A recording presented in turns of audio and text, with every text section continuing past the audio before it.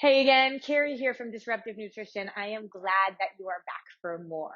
On our last video in our series, I taught you why diets work for the short term, but how it actually messes with your body for overall health and in the long term. Remember when Oprah fit into those skinny jeans back in the day? That's why. I shared with you that the way to actually reach your health goals is to eat more. By eating small meals every 3 hours, you will keep your body fueled and your blood sugar balanced, which translates into a boosted metabolism, more energy, weight loss, and reducing your risk of diabetes, heart disease, and dementia. Is it that simple? Well, yes, but you do need to know what you need to eat.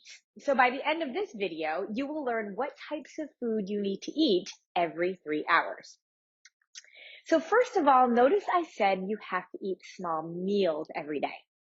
We don't eat snacks at Disruptive Nutrition, we eat meals. Snacks sound like they need to be like smaller than other times you eat, and we know that to keep our food intake consistent and frequent, every time we eat, we will eat the same amount of food. With the exception of dinner, where I'm often just mindful of my amounts, but not really strict on my portions. So here's the key. Every meal has to consist of three things: a protein, a fat, and a carbohydrate. No more eating just an apple as a snack.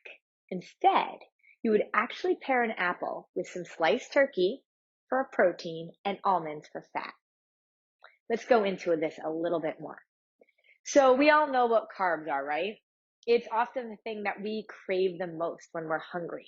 And that's because our bodies need sugars and carbs for energy and fuel. It is actually an essential nutrient in our body. And when we avoid carbs completely on a low carb or on a no carb diet, we are depriving ourselves of something our body actually needs.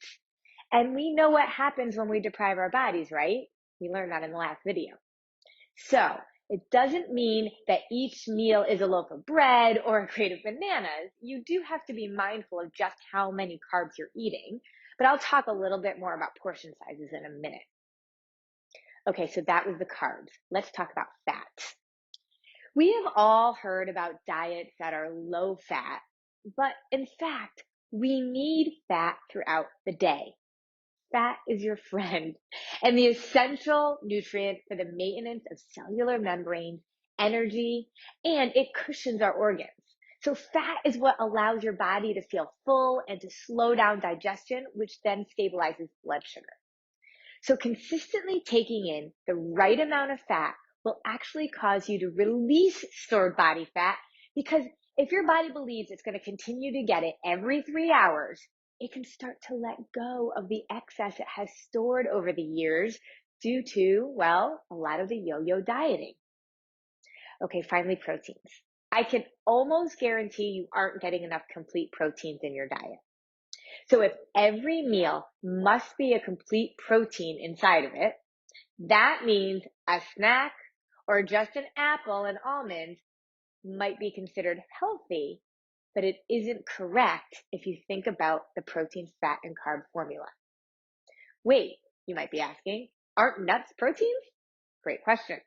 A complete protein has all of the amino acids we need to do what protein is meant to do. It's meant to build lean muscle and regulate and maintain body functions.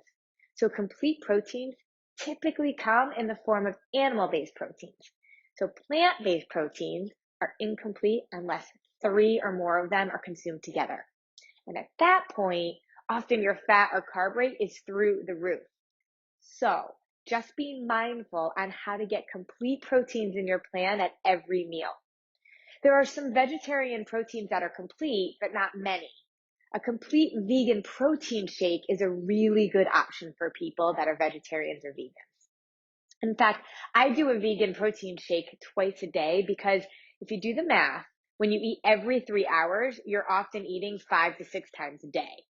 A good quality protein shake will allow you a fast way to replace 1 or 2 of your meals, and it's a really great way for vegetarians or vegans to get their complete protein for a few of their meals.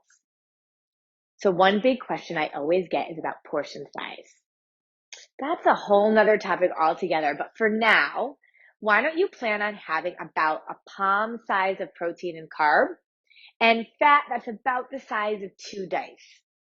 You'll actually know that you ate about the right amount if you start getting hungry around 3 to 3.5 hours after you last ate. So if you are like my clients, you're going to realize how much more you need to be eating.